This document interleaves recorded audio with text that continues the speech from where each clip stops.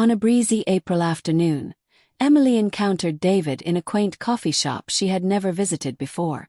As a college senior, she was passing the time between classes while her thesis advisor dealt with a pressing issue at the faculty office.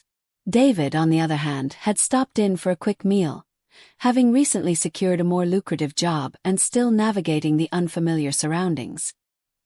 He was approximately a decade older than Emily, impeccably dressed in a tailored navy suit that exuded an air of confidence and professionalism. As he walked past her table, he paused, flashed a charming smile, and inquired, "Do you mind if I sit here? It's quite crowded, and I could use some company." A spark of excitement ignited within Emily.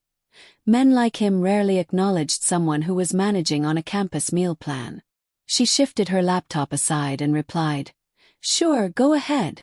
What began as casual conversation soon blossomed into something more profound. They discussed an array of topics, from her unfinished novel to his new project management role, and even the enticing cinnamon pastries displayed behind the glass. Their dialogue flowed seamlessly, and before either of them realized it, David glanced at his watch and realized he had completely missed his lunch break. He asked for her number, and she jotted it down on the corner of his receipt with a purple pen. By the end of the week, they had spent more hours engaged in FaceTime conversations than Emily had dedicated to her academic work. Their relationship progressed rapidly.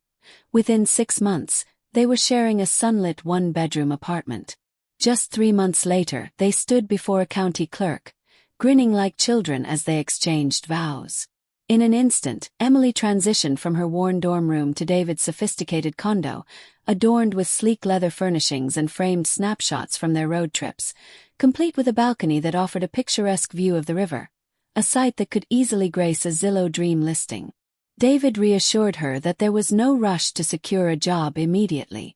"Take your time," he suggested one night while they unpacked and enjoyed Thai takeout. "Finish your novel. I've got us covered."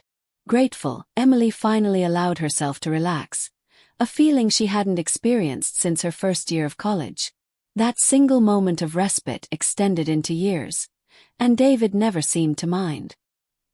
He relished returning home to the aroma of dinner wafting through the air and the sound of his wife humming along to indie music, even if her half-finished manuscript lay mostly untouched on the coffee table. One Tuesday evening, while enjoying baked ziti, Emily mentioned that her best friend Faith was hosting a birthday dinner that Friday at the college bar they used to frequent. Faith had been Emily's steadfast companion since orientation, navigating the chaos of dorm life, challenging professors, and difficult relationships together. David nodded, accustomed to Emily catching up with her friends while he spent time with his own buddies at a local sports bar. He planned a poker night with the guys for the same evening. When Friday arrived, Emily donned the deep green dress that David always admired, gave him a gentle goodbye kiss, and took an Uber to the restaurant. Upon her arrival, the group was already reveling in the festivities. Confetti strewn across the table, 3 nearly empty pitchers of sangria, and Faith glowing under a glittery tiara proclaiming her as the birthday queen. The atmosphere was alive with laughter, clinking glasses, and appetizers that disappeared almost as quickly as they were served. Midway through the evening, the front door creaked open to reveal Kevin and Alex, 2 brothers known on campus for their legendary status during their undergraduate years. Kevin was the playful flirt, while Alex was the thoughtful presence, both of whom had been in multiple marketing classes with Emily and Faith. In the past, the girls had devised elaborate seating arrangements just to be near them. Faith's eyebrows shot up in surprise, and Emily felt her heart race as she silently hoped no one would notice her reaction. The brothers recognized them and approached with grins that suggested they had stumbled upon hidden treasures. "Well, look who it is. Emily Brooks and Faith Turner in the flesh." They quickly merged 2 tables, ordered another round of drinks, and engaged in a warm, nostalgic conversation that made the years melt away. Time flew by, and as the clock struck 11, the friends who were married or in relationships began to filter out, leaving only Emily, Faith, and the 2 brothers amidst the remnants of their evening. Empty queso bowls, sticky napkins, and cocktail glasses rimmed with sugar. Faith, who had been subtly signaling her interest in Alex all night, leaned in towards the group and whispered as if sharing a secret, After party my place. Alex's face lit up, and Kevin raised his glass in agreement.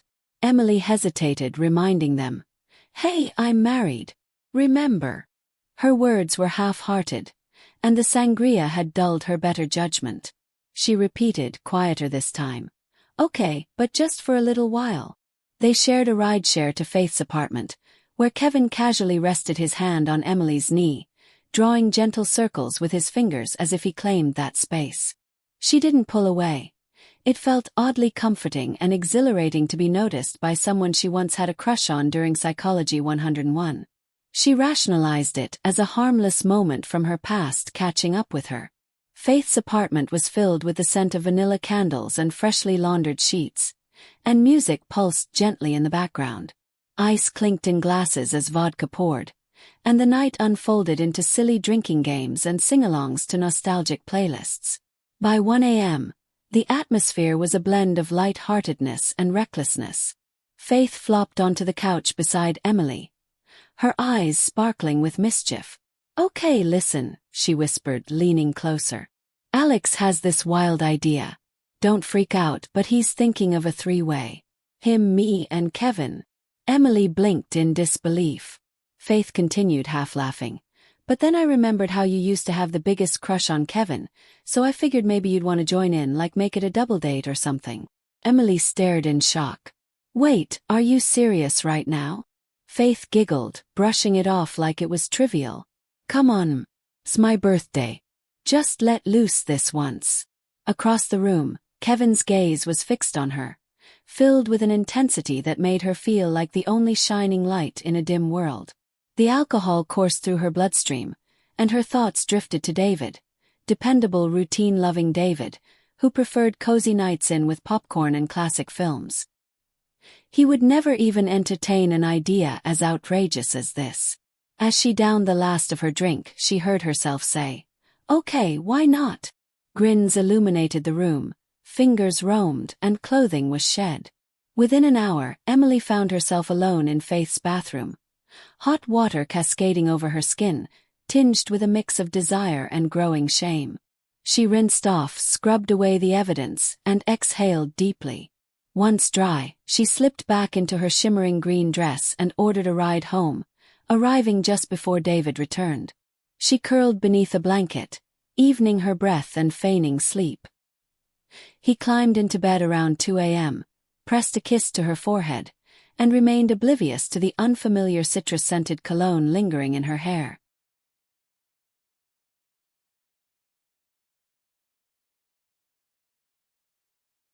A month passed in quiet denial, devoid of suspicion or confessions.